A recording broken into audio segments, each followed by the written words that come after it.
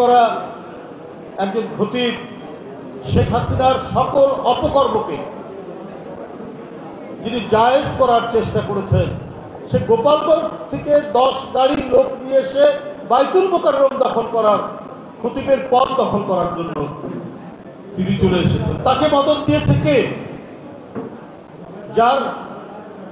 যার শক্তিতে তারা অপকর্ম করেছে এবং আমাদের মহান ধর্ম ইসলামকেও যারা নিজের মতো করে ব্যাখ্যা দেওয়ার চেষ্টা করেছেন এবং মসজিদে মসজিদে খুতবা পরিবর্তন করেছে, তাদেরই একজন খতিব গোপালগঞ্জ থেকে 10 গাড়ি আপনার লোক নিয়ে এসে বাইতুল মোকাররম দখল করতে আসে। তাহলে এদেরকে মদত দিচ্ছে কে? কি হলো? এখনো তো অবলীলায় তারা ভিতরে ভিতরে নানাভাবে অবস্থান করছেন, কারণ লক্ষ লক্ষ কোটি টাকা তারা বিগত 15, 16, 17 বছরে উপার্জন করেছেন। তার তথ্য, এটা আমার রাজনৈতিক ভাষার কথা নয়, একেবারে অথেন্টিক প্রমাণ সাপেক্ষ। কত লক্ষ কোটি টাকা ঋণ পেয়েছেন, কত লক্ষ কোটি টাকা বিদেশে পাচার করেছেন। এই টাকা তো সব পাচার হয়নি, এখনো তো কিছু কিছু আছে, এবং যারা ঘাটতি মেরে আছে তাদের কাছেই আছে। তারা মাঝে মাঝেই নিজেদের মাথা বিষাক্ত সাপের মতো ফনা তোলার চেষ্টা করছে এবং বিভিন্ন জায়গায় তারা সবল মারার চেষ্টা করছে। নতজানু হয়ে থাকবেন। আমাদের দেশে কিছু বুদ্ধিজীবী, কিছু সুশীল সমাজ তারা এইরকম মনে করে। তা আমার মনে হয় এইটা আর বেশি দিন চলবে না। আমাদের বাণিজ্য হবে, সব কিছু হবে, কিন্তু আমরা যেমন আপনাদের সৎ প্রতিবেশী, আপনাদেরকেও আমাদের সৎ প্রতিবেশী হিসেবে আমাদের স্বাধীনতা, আমাদের সার্বভৌমত্ব, আমাদের মানচিত্র, এর প্রতি আপনাদের রেসপেক্ট, আপনাদের সম্মান দেখাতে হবে। তা না হলে কখনোই আপনি একতরফাভাবে আমাদের উপর খবরদারি করবেন, তারপরেও আমাদেরকে ওটাই মেনে নিতে হবে, তারপরেও আমাদের প্রেম নিবেদন করতে হবে, এটা বোধহয় আমরা বিশ্বাস করি না। একটা বৈষ্ণব কবিতা আছে, বৈষ্ণব কবিতা, যখন ইচ্ছা বন্ধ করবে, আবার আপনার দিকে বৃষ্টি হলে আপনি আগাম কোনো পূর্বাভাস না দিয়ে হঠাৎ করে ছেড়ে দেবেন, আর 1-2 দিনের মধ্যে আমাদের একটি বিশাল অঞ্চল প্লাবিত হয়ে গরু, বাছুর, মানুষ সব ভেসে যাবে। তারপরেও আপনাদের কাছে আমাদের নতজানু হয়ে থাকবে, এর বিরুদ্ধে কিছু কথা বলা যাবে না। আমাদের দেশেও কিছু মানুষ আছে এত অন্যায় করা,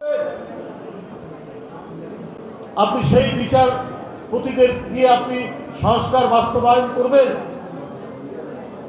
এরা তো অধিকাংশই এখনো শেখ হাসিনাকে যারা রক্ষা করতে গিয়ে মানুষকে মানুষ মনে করেনি, লাশের পাহাড়, লাশের মিছিল যারা তৈরি করেছে, সেই ব্যক্তিরাই তো রয়েছে এখন নানাভাবে। তাহলে অন্তর্বর্তীকালীন সরকারের যে সদিচ্ছা, গুডউইল, তত্ত্বাবধায়ক অন্তর্বর্তীকালীন সরকারের প্রধান, যিনি দেশ বিদেশ থেকে অনেক সম্মান অর্জন করেছেন, এদেশের মানুষ যাকে আস্থা রেখে অন্তর্বর্তীকালীন সরকারের প্রধান বানিয়েছে, নিঃসন্দেহে তিনি একজন গুণী মানুষ, ডক্টর মোহাম্মদ ইউনূস সাহেব। তিনি যে সংস্কারের জন্য যাদেরকে দায়িত্ব দিয়েছেন, তাদের প্রস্তাবগুলো কিভাবে বাস্তবায়িত হবে, এটাই তো বড় প্রশ্ন। আপনি সেই পুলিশ কর্মকর্তা, সেই প্রশাসনিক কর্মকর্তা, সেই বিচার বিভাগীয় কর্মকর্তা, তারা তো পদে পদে বাধা দেবে, কারণ তারা তো অত্যন্ত সুবিধাভোগী, তারা তো শেখ হাসিনার অত্যন্ত আস্থাভাজন। শেখ হাসিনা তাদেরকে লালন পালন করেছে। আপনি তারা কি বাস্তবায়ন করবেন? আর যারা তানভীরের হত্যাকারী, ফৈয়াদের হত্যাকারী, আবু সাইদের হত্যাকারী, মুগ্ধর হত্যাকারী, তাদের বিচার ছাড়া কোনো সংস্কার কি বাস্তবায়ন হতে পারে? এটা তো হতে পারে না। প্রায় 1,500, কারো কারো মতে 2,000 সারা বাংলাদেশ থেকে কিশোর তরুণদের জীবন কেড়ে নিয়েছে। বেগম রোকেয়া বিশ্ববিদ্যালয়ের ইংরেজি ছাত্র আবু সাইদ বুক চিতিয়ে দাঁড়িয়েছিলেন গুলি করো, শেখ হাসিনা নির্দ্বিধায় গুলি করে তাকে পৃথিবী থেকে বিদায় করেছে।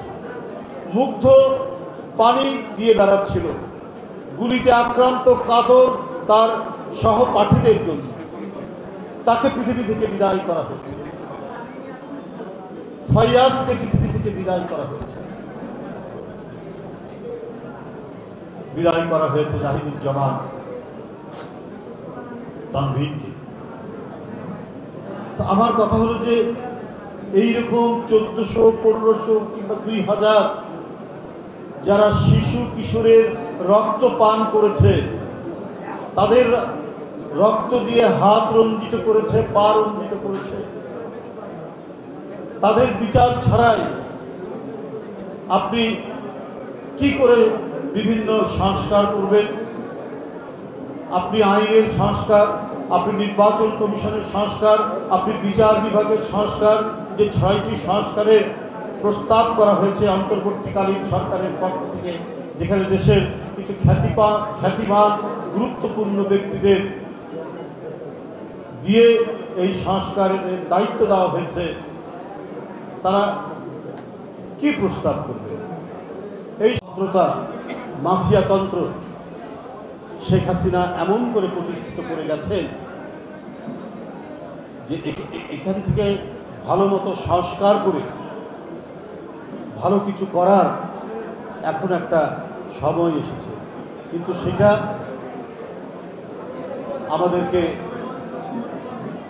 ধৈর্য সহকারে এই কাজগুলো করতে হবে।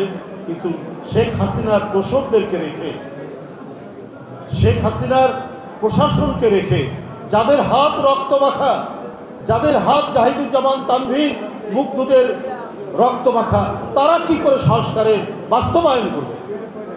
সংস্কার প্রস্তাব না হয় যারা দিলেন, গুণীজনদেরকে ইতিহাস, বদিউল আলম মজুমদার, ডক্টর রিয়াজ আহমেদ, আলী রিয়াজ, এদেরকে দিয়েছেন, এরা ভালো কিছুই করবে, কিন্তু বাস্তবায়ন তো এরা করবে না। শেখ হাসিনার প্রোটোকল অফিসার আলাউদ্দিন নাসিম ফেনীর, তার উনি ফেনীতে গেলে পরেই একজন ব্যক্তি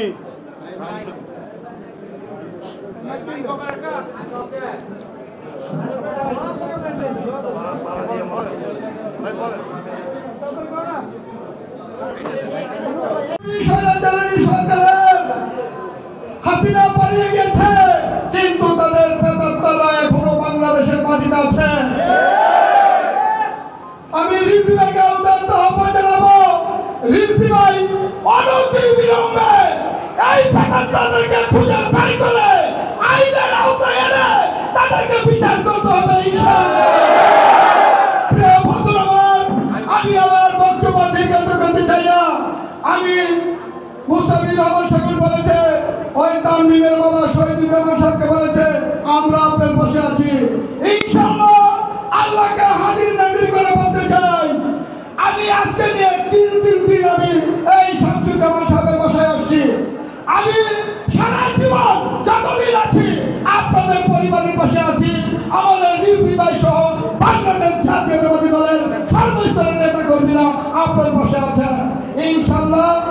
আমরা অনতি বিলম্বে এই তানভীরের বিচারের জন্য আমাদের প্রিয় নেতা, আমাদের আজকের অনুষ্ঠানের প্রধান অতিথি জনাব রুহুল কবির রিজভী ভাই আপনাদের মাঝে আছে। উনি মূল্যবান বক্তব্য দিবেন, তার বক্তব্য শুনব এবং মহান রব্বুল আলামিনের দরবারে এই তানভীরের জন্য আমরা দোয়া করব, আল্লাহ যাতে তাকে জান্নাতবাসী করে, শহীদি মর্যাদা তাকে দান করেন। সবাইকে ধন্যবাদ। আল্লাহ হাফেজ। বাংলাদেশ জিন্দাবাদ। শহীদ রাষ্ট্রপতি জিয়াউর রহমান অমর হোক। প্রিয় দেশনেত্রী বেগম খালেদা জিয়া দীর্ঘজীবী হোক। তারুণ্যের অহংকার তারেক রহমান জিন্দাবাদ। সবাইকে ধন্যবাদ। আসসালামু আলাইকুম ওয়া রাহমাতুল্লাহি ওয়া বারাকাতুহু। আমি এখানে দণ্ডায়মান আনবিরের কারণে ইনশাআল্লাহ আমার বন্ধ ফ্যাক্টরি আমি চালু করব।